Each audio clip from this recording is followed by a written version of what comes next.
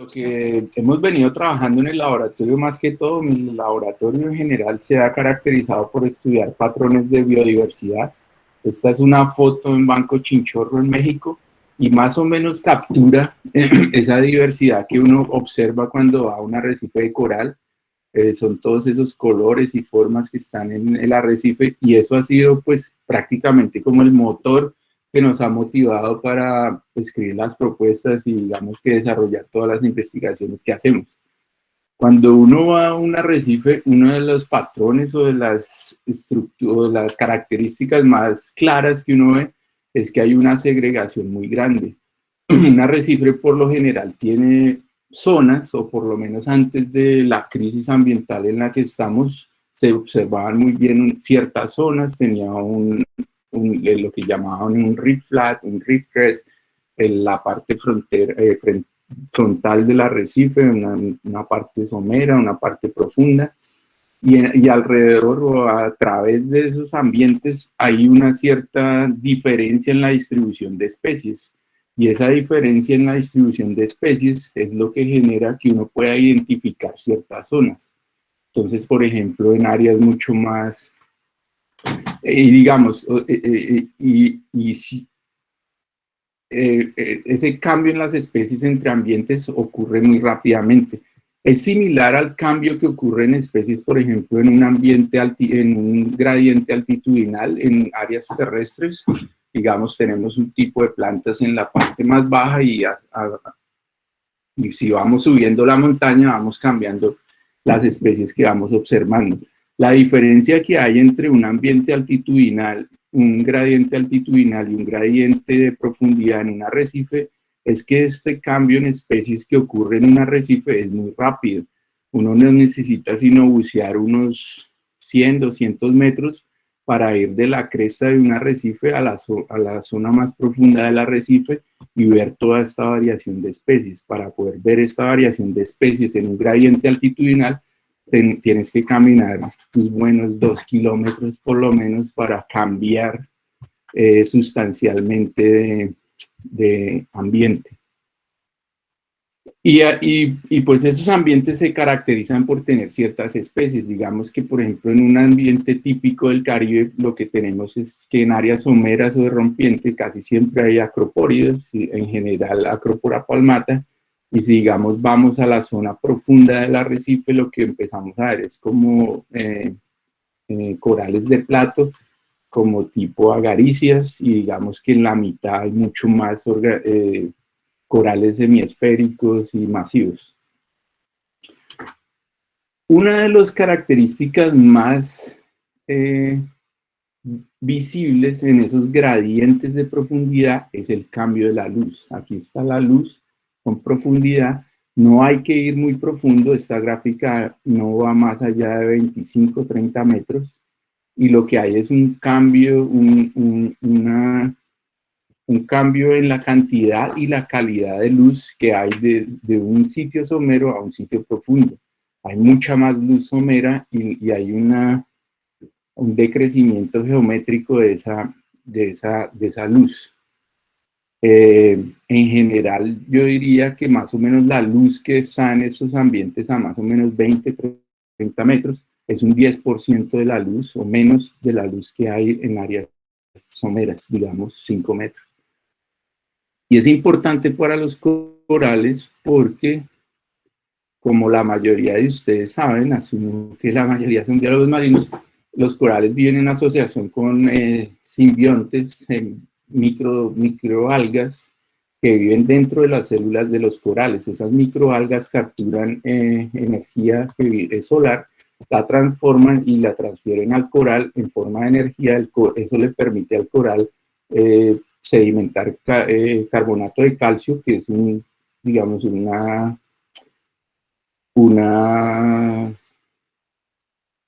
es, digamos, costoso energéticamente, y pues como tiene ese chorro de energía que viene de las algas, eso es lo que le permite sedimentar bastante carbonato de calcio y crecer y formar el arrecife. Entonces, digamos, desde el punto de vista de los corales, pues la luz es algo muy importante porque pues se podrán imaginar que en áreas someras los corales tienen una mayor disponibilidad de luz y las algas están, digamos que están dependiendo mucho más de esa luz que los corales que están en áreas más profundas.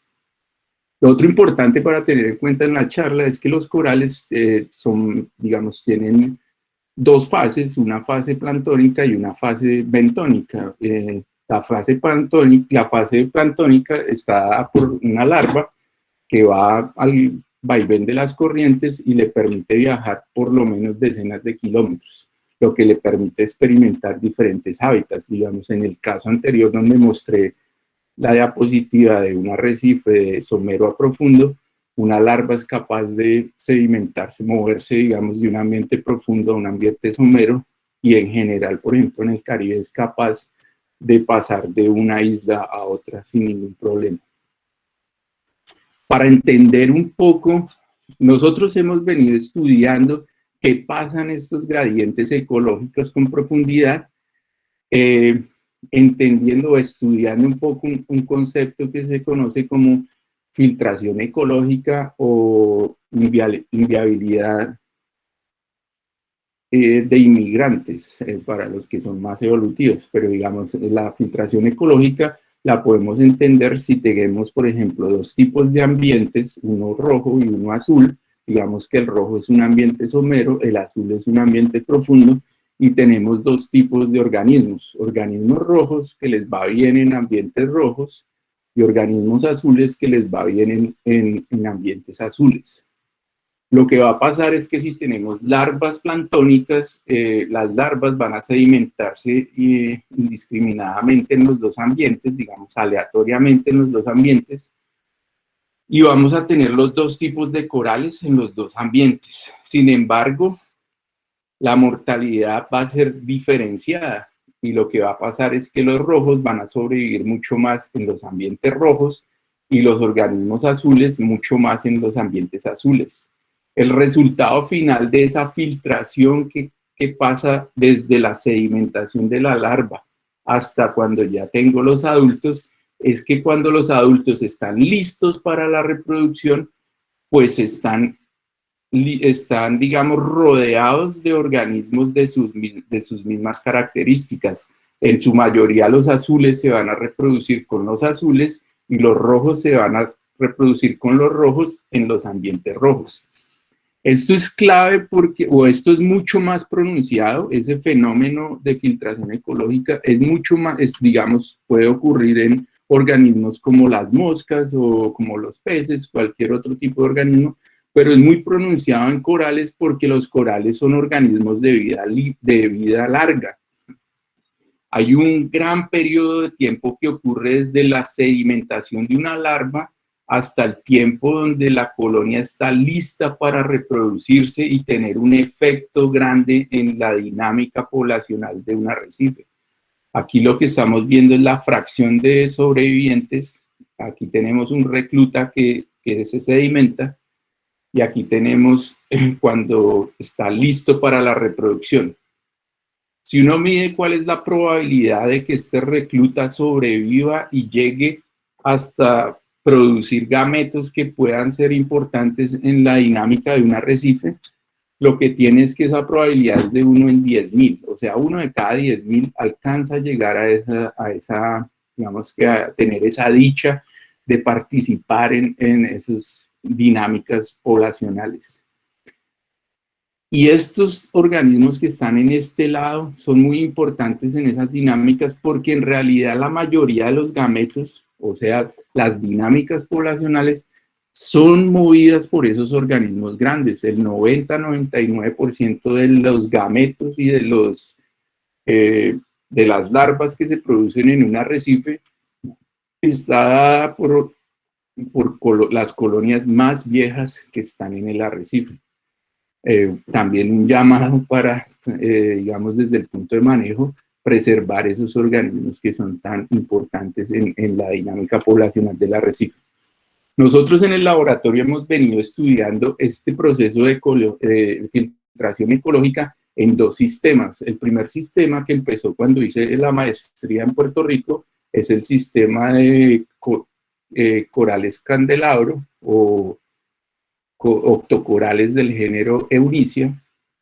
Estos son más o menos unas 14 a 16 especies, ocupan diferentes ambientes, unas están en áreas someras, otras están en áreas profundas, unas están en la parte trasera del arrecife, otras están en zonas mucho más expuestas y tienen una diversidad enorme tanto de morfología como diversidad genética y fisiológica.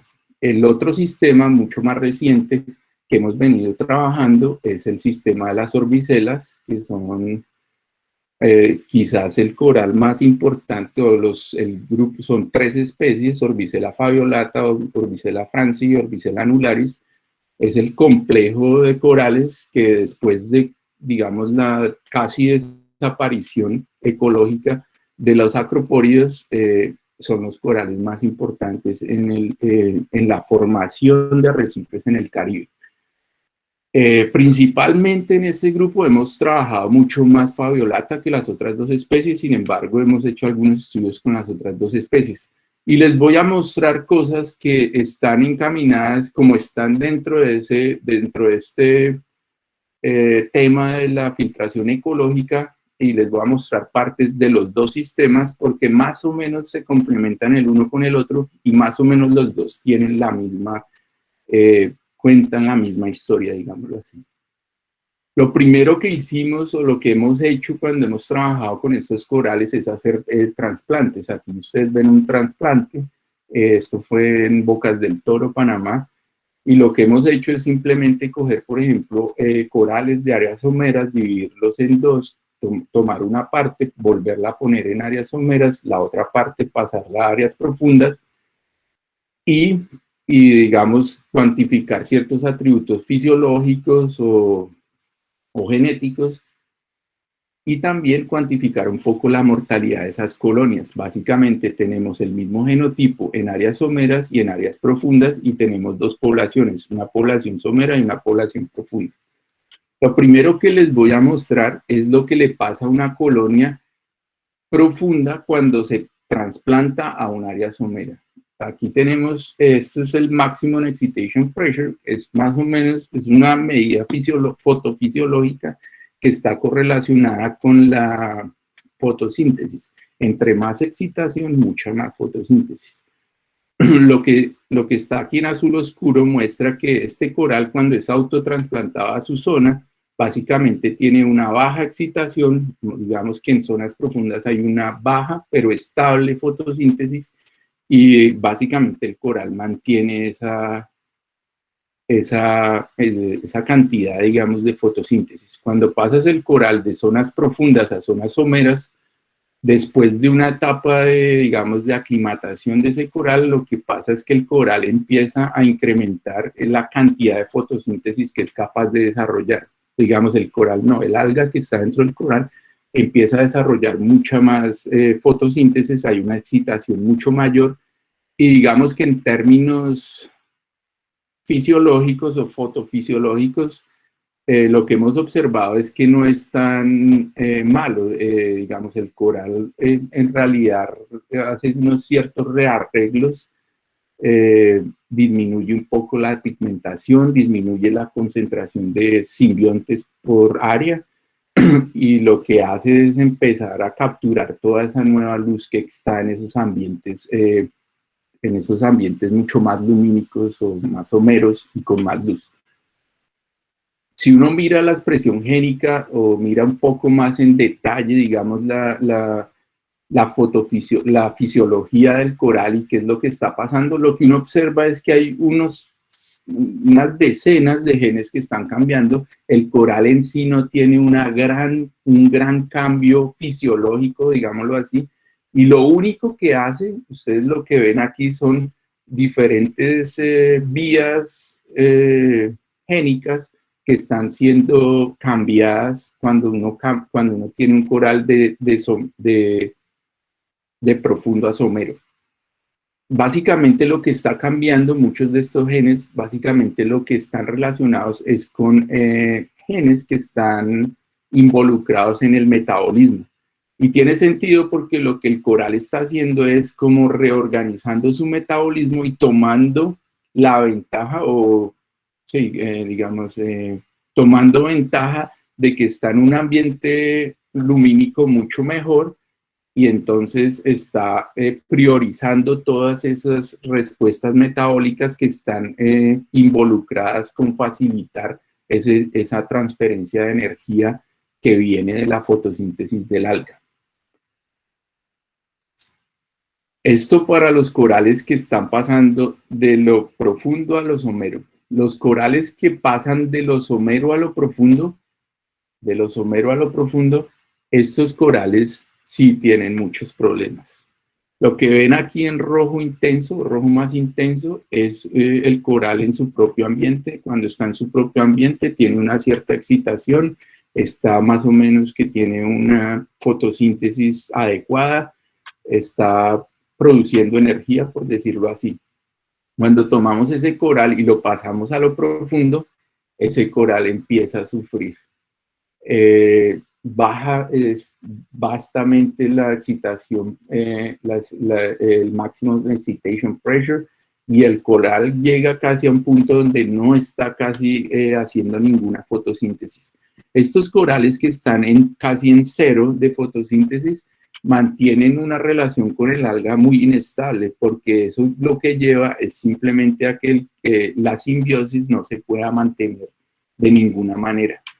De hecho, si por ejemplo miramos los patrones de expresión génica y digamos que los resumimos en una sola función, eso es lo que estamos viendo acá. Estos son los corales que están en sus áreas nativas, estos son los corales cuando son trasplantados a zonas profundas, y ustedes pueden ver que en toda esa variabilidad, digamos, de los patrones de expresión génica, hay un desplazamiento vasto de la respuesta de esos corales con respecto a su nuevo ambiente.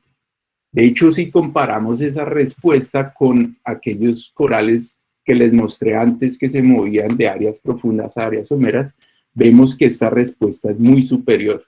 Este desplazamiento es mucho más vasto y estos corales, y de hecho ustedes pueden ver que la variación aquí es un poco más definida, hay mucho menos variación entre colonias y aquí es como que cada coral está como con su propia respuesta, hay mucha más variabilidad entre colonias y eso es un signo muy, muy diciente de un estrés de coral. Esos corales que están pasados de áreas someras a áreas profundas la están pasando muy mal, están sufriendo un montón y eventualmente mueren, como les mostraré en un segundo. Y bueno, y ya si vemos los patrones de expresión génica, ya no son decenas de genes que están cambiando, sino que son miles de genes que están cambiando. Los corales están tratando de sobrevivir de cualquier manera y ustedes pueden ver aquí muchos de los, digamos, los genes que generalmente están asociados a respuestas de estrés, como por ejemplo los heat shock stress proteins, todas estas proteínas de fluorescentes, todas estas catalases y peroxidasas, todas esas son, digamos, chaperonas que están que básicamente lo que hacen es tratar de mirar a ver si pueden disminuir un poco el estrés celular que está pasando y mirar a ver si pueden mantener los corales, pero ya cuando hay una respuesta de este tipo, el coral la está pasando muy mal. Lo que viene a continuación es que se mueren esos corales. Entonces, lo que hemos visto es que los corales que se pasan de somero a profundo mueren mucho más que al reverso. Sin embargo, las dos condiciones tienen una cierta mortalidad. De hecho, digamos, en los primeros estudios que hicimos de Eunicia, la mortalidad en un par de años, que creo que esta es la mortalidad por año, pero fue medida en 2 años, es de más o menos un 30%, o sea, allí hay un 37% de las colonias que mueren cuando se hace ese trasplante.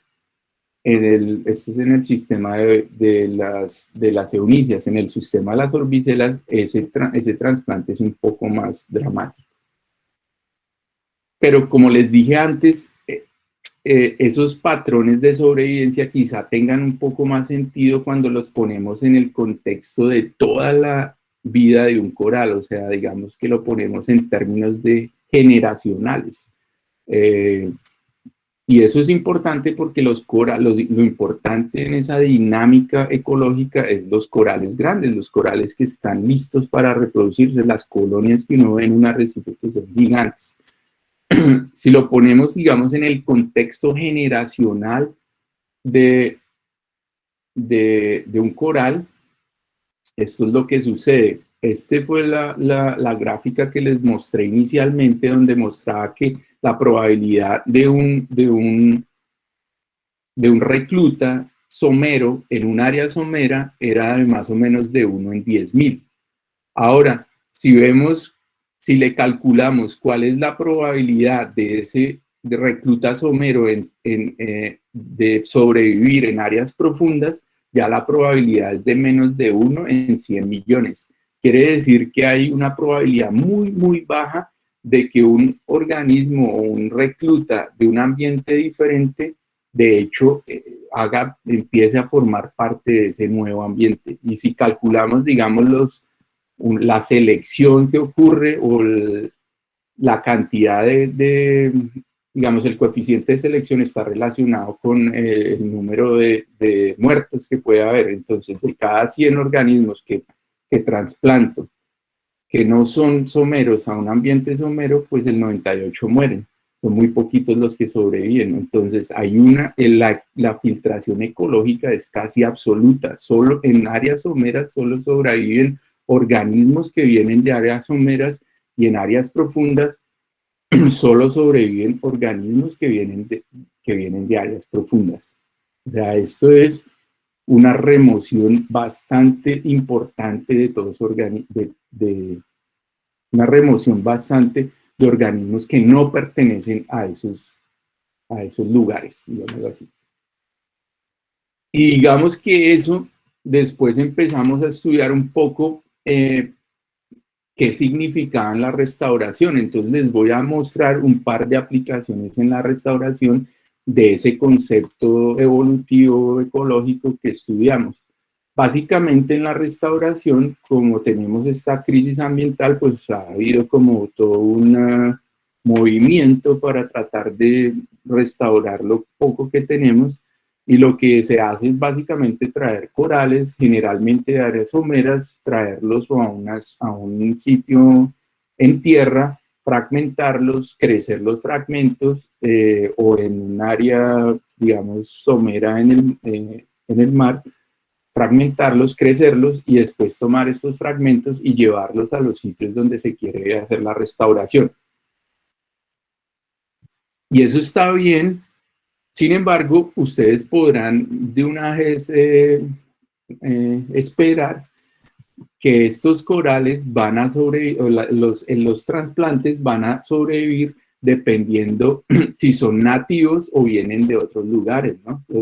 Si esos fragmentos vienen de lugares o de lugares nativos, pues esa sobrevivencia va a ser mucho mayor que si yo tomo esos fragmentos y los pongo, digamos, en otro ambiente. Pues bien, hemos digamos, ido a la literatura y hicimos un metaanálisis de todos los estudios que han habido de restauración coralina que tienen datos de trasplantes y que han hecho trasplantes en por lo menos 2 ambientes. Lo que hemos encontrado es que hay una ganancia de por lo menos un 30%, de un 30 a un 50%, si se igualan el ambiente de donde vienen y hacia donde van los corales. ¿Qué quiere decir eso? Que si quiero restaurar áreas someras, debo traer corales someros, y si debo restaurar áreas profundas, debo traer corales profundos. Y digamos que el somero profundo es, digamos, es el eje medioambiental más grande, pero también ocurre, digamos, con la parte trasera del arrecife y la parte frontal del arrecife, cuando tengo una zona arrecifal, lo que llamo un arrecife interno y un arrecife externo. Todas esas distinciones ambientales o de hábitat importan cuando estoy haciendo las restauraciones. Y pues esto tiene su significado porque obviamente si tengo un 50% más de corales sobreviviendo del trabajo que hago, pues es un logro importante porque la restauración es súper difícil de hacerla, tanto en términos del trabajo que implica, es un trabajo arduo, y también los costos, es costosísimo restaurar, digamos, un acre de corales. Entonces, esto es muy importante. Y digamos que esto que estamos midiendo acá, esto lo medimos en un año o 2 años, que es lo que generalmente estos estudios reportan. Pero no hace muy poco salió este artículo donde muestra que la mayoría de los corales mueren después de 5 o esos esfuerzos de restauración. En la mayoría de esos corales mueren, en esos esfuerzos de restauración, la mayoría de esos corales mueren después de 5 a 7 años, de 0 al 10% sobreviven. Entonces, pues, esto es como algo que de verdad hay que tener en cuenta si de verdad la idea es tener un éxito en el largo plazo de que esos fragmentos sobrevivan en una cierta, sobrevivan en esos arrecifes. Y bueno, voy a cambiar un poco a, digamos que estábamos acá viendo la filtración ecológica y expliqué un poco los patrones y lo que ocurría con colonias que estaban, digamos, con poblaciones que estaban en áreas someras y en áreas profundas. Esa filtración ecológica y esa, digamos, adaptación fisiológica que tienen los corales en diferentes ambientes, lo que empieza a generar es que empiece a divergir ya, digamos que esos patrones ecológicos empiecen a prolongarse en el tiempo y se empiecen a formar patrones evolucionarios que ya empiezan a mostrar que hay, por ejemplo, especies diferentes, la formación de especies que vienen de la adaptación a esos ambientes diferenciados. Entonces, digamos que les había comentado que en un ambiente somero, una colonia somera tiene una probabilidad de 1 en 10.000 de sobrevivir. Esa misma colonia o ese mismo recluta en un ambiente profundo tiene una probabilidad de menos de 1 en 100 millones de sobrevivir. Una selección bárbara que existe entre los dos ambientes, casi como si fuera una barrera física que no deja pasar organismos de un lado al otro. Y básicamente si uno asume genética básica y asume, digamos, Hardy-Weinberg, y asume que no hay, digamos, una selección por los hábitats de los reclutas, lo que uno puede calcular es que la mayoría de los cruces, cuando las colonias están listas para la reproducción, los cruces ocurren entre organismos del mismo tipo. Organismos que están en áreas someras shallow o someros, se cruzan con organismos someros, y organismos profundos se cruzan con organismos profundos. La mayoría de los cruces son esos, y hay muy poquitos cruces que son interhábitats. Si la mayoría de los cruces son con organismos de un mismo tipo en un mismo hábitat, pues eso de una vez genera que pueda haber una diferenciación genética. Si uno mira la genética de estos corales, lo que encuentra es que hay dos poblaciones completamente diferentes.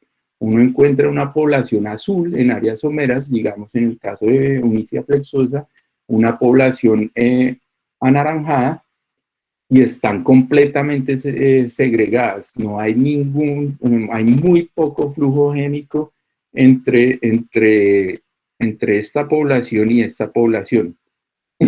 Pues algo que ocurre, que hemos notado, es que no es completamente segregado. Siempre hay algunos organismos que están, digámoslo así, como en el lugar equivocado, en el ambiente que supuestamente no es. Digamos que esto para la genética del coral. Y si miramos la genética de la microalga, hay como una correlación casi de 1 a 1 entre la genética del coral y la genética del alga. Hay una correlación muy grande entre las dos, incluso en las colonias que están en ambientes equivocados. El alga también tiene el genotipo equivocado, o sea que hay una correlación muy grande, hay un acoplaje muy grande entre la genética del coral y del alga. Las microalgas que están dentro de los corales de Eunicia son del género Brevolium, están muy cercanas estas dos son dos especies que están muy cercanas a Brevolium minutum.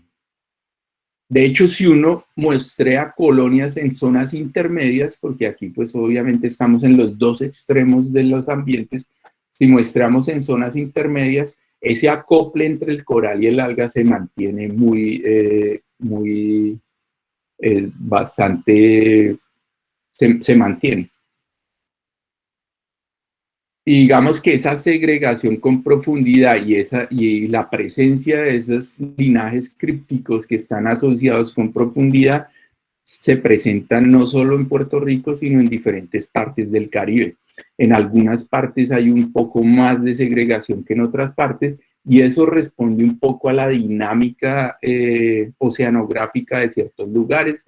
Por ejemplo, esto acá es Bocas del Toro. Bocas del Toro es un sitio que tiene mucha influencia de ríos, entonces hay mucha sedimentación, digamos que el gradiente lumínico está muy comprimido con respecto a la profundidad, entonces digamos que el linaje profundo le va mucho mejor, aparece en áreas mucho más someras. Digamos en las Bahamas uno tiene que bucear mucho más profundo para que los organismos profundos o los linajes profundos empiecen a aparecer. Digamos, están los dos linajes en todos los lugares con unas ciertas variaciones que desde mi perspectiva se correlacionan con las características oceanográficas de esos lugares. No solo como que la genética, lo que llamamos la genética neutral, la que no tiene nada que ver con la funcionalidad, se segrega, sino que también los patrones de expresión génica son vastos. Aquí puse esta gráfica para que compararan un poco. Al principio yo les conté un par de historias de lo que pasaba con los genes cuando uno trasplantaba colonias de somero a profundo o de profundo a somero. Bien, pues esta es la variación que ocurre. En rojo están cada uno de los genes que están diferencialmente expresados cuando uno hace una transplantación o bien de profundo a somero o de somero a profundo. Es esta variación. Si ustedes comparan esta variación con respecto al efecto que tiene, de hecho, el genotipo, o sea, el origen, el venir de una población profunda o de una población somera, o sea, el efecto que hay, digamos, entre especies nacientes o entre linajes, pues no es comparable. Este efecto entre especies es muy vasto. O sea, hay una diferenciación gigante que existe entre colonias que están en un lugar y en otro lugar, y ya esto empieza a darnos cierta pinta de que a lo que tenemos ahí no son dos poblaciones, sino que lo que tenemos ahí son especies que están bien adaptadas a ambientes diferentes. De hecho, si uno empieza allá a detallar la morfología de los corales que están en los diferentes lugares, empieza a notar que hay diferencias muy vastas. Les voy a mostrar esto en Eunicia, pero lo estamos haciendo también con orbicelas, no solo en Panamá, sino también en Puerto Rico. En Eunicia, si uno va a un área somera, esta es la característica, esta es como la colonia típica de Eunicia que uno ve en áreas someras. Es una colonia que está muy bien desarrollada, tiene muchas, digamos, branches, son bien desarrolladas. Si uno va a lo profundo, ya es mucho menos desarrollada la colonia, las bifurcaciones no son las mismas, tiene ciertas diferencias estos corales profundos con estos someros. Y bueno, si uno mide si uno mide todas las características morfológicas, ve que hay definitivamente dos morfotipos, uno somero y uno profundo. Una de las características más importantes entre estos corales son estas estructuras que son escleritos, son pequeñas estructuras de carbonato de calcio que forman la estructura en sí del octocoral. En áreas profundas, estas estructuras de carbonato de calcio son bastante largas, pronunciadas y gruesas, y hay muchas más pocas por área. En áreas someras son mucho más delgadas y hay mucho más por área. Esto lo que le permite es que en áreas someras estos corales, como tienen estas estructuras mucho más pequeñas, le permite mucha más flexibilidad al coral, porque en áreas someras hay mucha más interacción con el vaivén del oleaje, digamos. En áreas profundas los ambientes son mucho más estáticos, no hay tanto movimiento del agua, y entonces no se necesita tanta flexibilidad, y lo que mantienen son estos escleritos más largos que incluso les permiten protegerse de ciertos depredadores. Si hacemos una correlación de esas estructuras con los patrones de expresión génica, vemos que hay cierta variación de los patrones de expresión génica que se correlacionan con la variación de estos escleritos. Digamos, aquí lo podemos ver mejor, hay unos de esos clústeres, digamos, de expresión génica que se correlacionan muy bien con la variación de estos escleritos. Hay unos que son positivos y otros que son negativos. Para no aburrirlos con eso, les voy a dar como el punchline de lo que se encontró en ese estudio.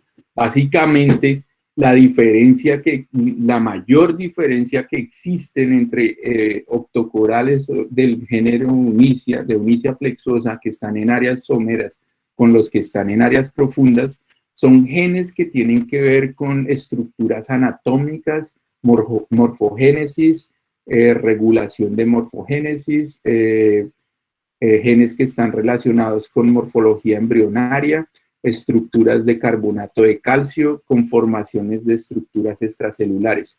Todas ellas tienen que ver o han sido implicadas en la formación de estructuras. Nosotros pensamos que la razón por la que están diferencialmente expresadas es porque estas estructuras que son de carbonato de calcio y son diferentes en esos corales que están en diferentes lugares, están respondiendo a esos cambios o están correlacionados con esos cambios.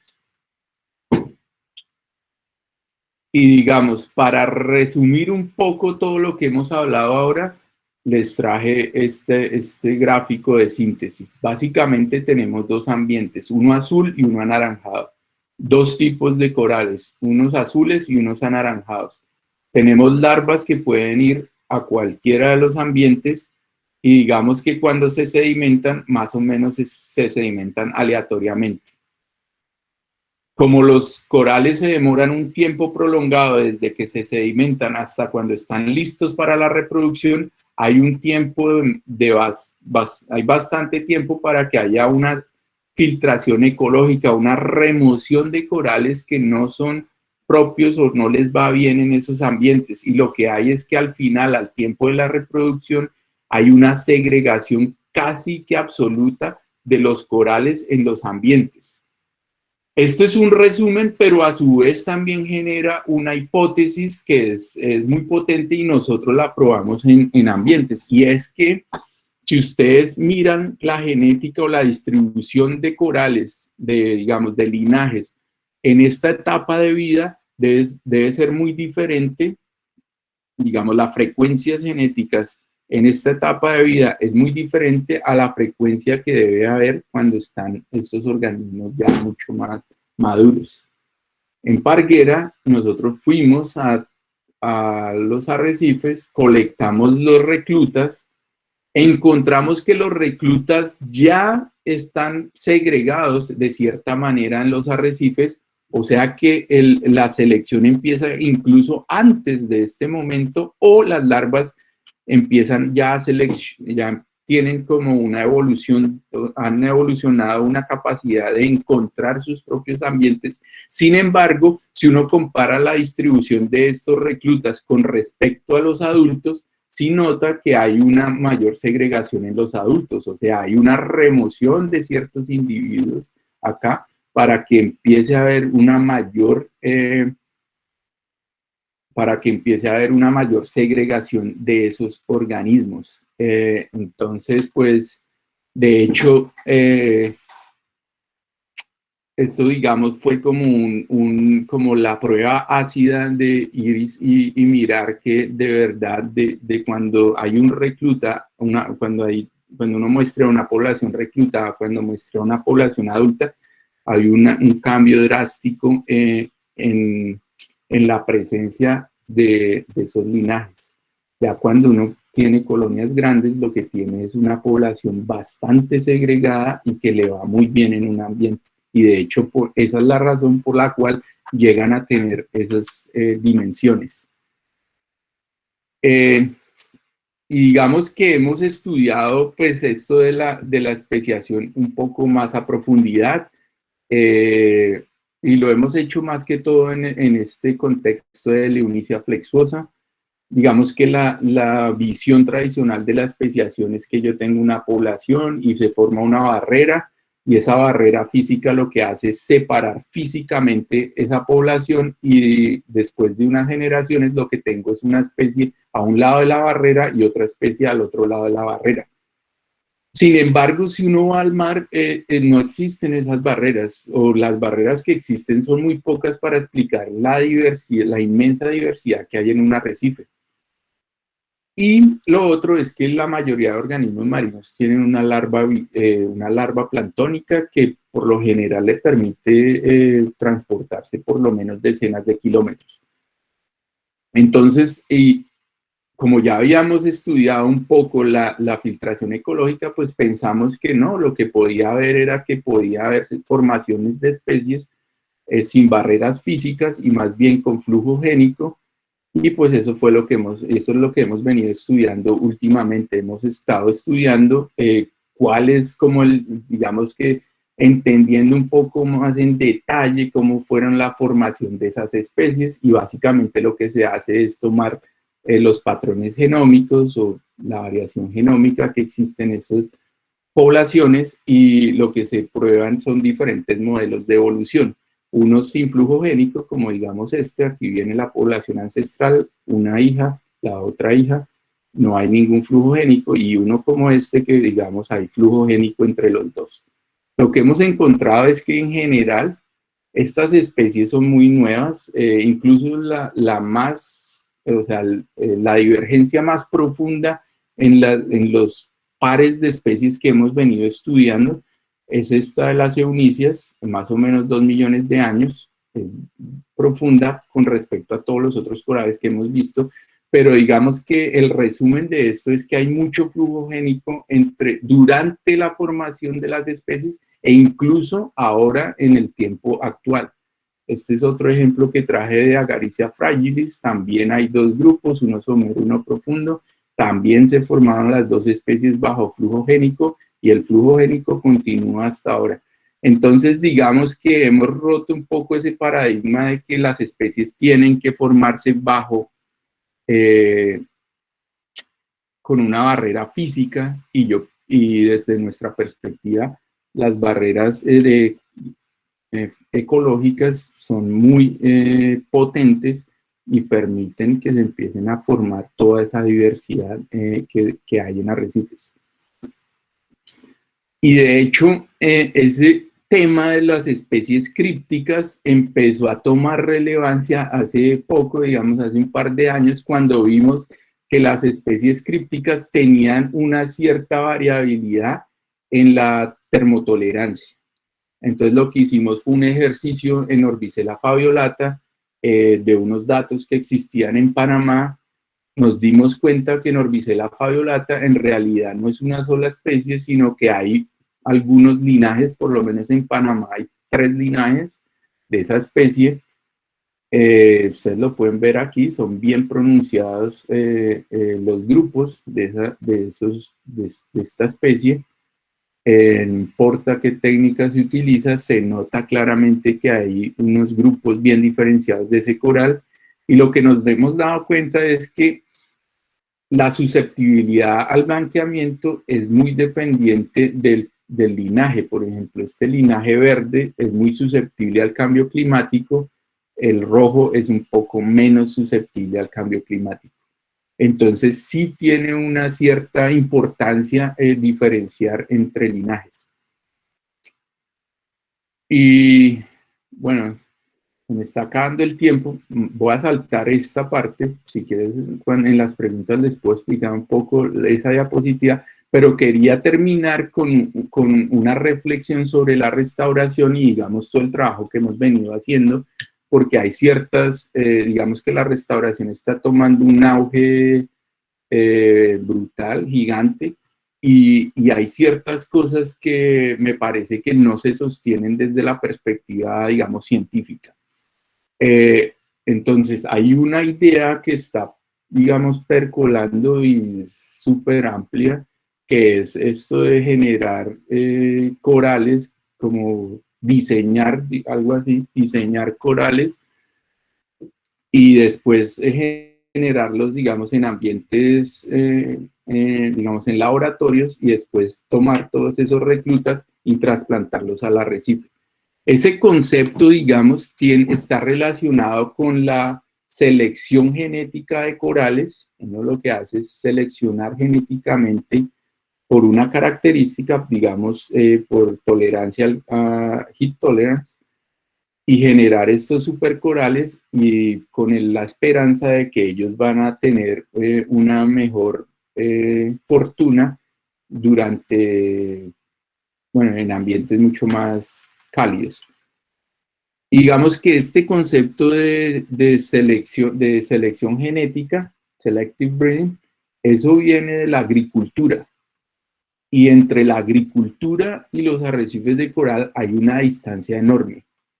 Lo primero es que en la agricultura uno puede manipular el ambiente a donde voy a traspasar todas esas semillas.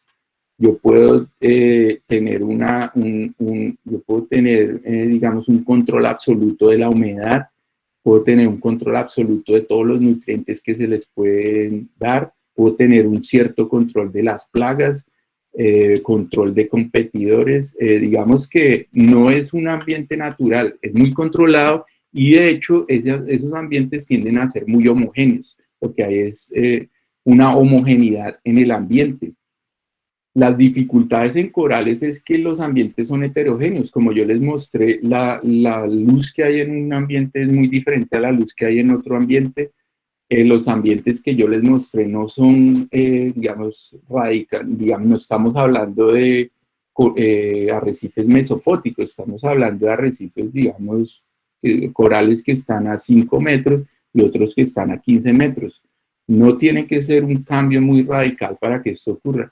Los arrecifes de coral tienen una gran heterogeneidad de ambientes, y esa heterogeneidad de ambientes es muy difícil de manejarla cuando yo estoy generando supercorales. Eso no se puede, digamos, que compaginar. Y lo otro es que, digamos, uno son las condiciones que tengo hoy, pero las de mañana no las sé. Digamos que la acidificación oceánica ahora no se nota tanto, digamos, en poblaciones naturales, pero se supone que en unos 3, 4 décadas va a ser mucho más pronunciada. Entonces, ¿cómo hago para, para diseñar corales que se enfrenten a esos ambientes próximos que ni siquiera conozco? Lo otro es que es imposible saber cómo le va a ir un coral que le va muy bien en un laboratorio, cómo le va a ir en un ambiente, y si hay algún compromiso entre ser muy bueno con contrarrestar la temperatura o vivir bajo condiciones de temperatura alta y, por ejemplo, crecer o defenderse de depredadores o defenderse de infecciones. Eso es muy difícil, entonces es casi imposible rankear corales del que mejor le va al que peor le va. Es muy difícil como combinar todas esas características en un solo coral. Entonces, digamos que esto del selective breeding hay que tomarlo con pinzas y yo pienso que hay unas ciertas soluciones, pero hay que como que salir un poco de esa idea que es un poco realista desde mi perspectiva.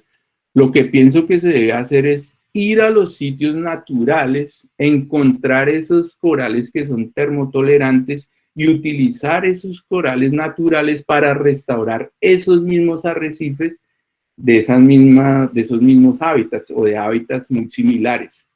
Eso permite que yo incremente la termotolerancia, pero al mismo tiempo tenga corales o esté haciéndolo con corales que les va muy bien en esos ambientes. Lo otro que se puede hacer es traer corales, digamos, si ya el gradiente de temperatura es muy grande, digamos que estamos hablando de corales en diferentes latitudes, pues lo que se puede hacer es traer colonias de corales de una latitud a otra latitud y tratar de mirar a ver si se pueden cruzar y traer esa nueva variabilidad en las poblaciones naturales, pero siempre tratando de mantener esas poblaciones naturales.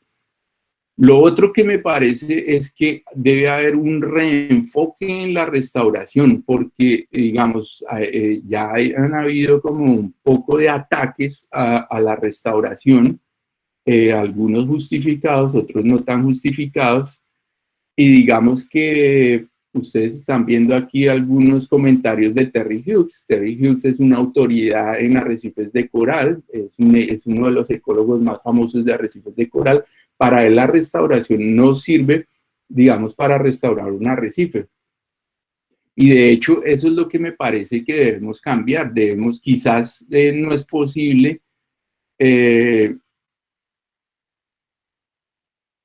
utilizar la restauración para salvar los corales en todas partes y, digamos, para aumentar la cobertura en todos los lugares, pero quizás el objetivo de la restauración debe ser más bien mantener las especies vivas, ¿no? Evitar que se extingan y más bien tratar y también estabilizar los ecosistemas, las funciones ecosistémicas, mientras o al mismo tiempo que luchamos por estabilizar un poco el cambio climático, que a la final es lo que hay que hacer para tratar de evitar pues la catástrofe ecológica que vivimos. Y bueno, qué pena que me pase un poco el tiempo. Un montón de gente que ha ayudado pues en todos estos estudios. Ahí los ven ustedes a todos. Y pues, no, pues si tienen preguntas.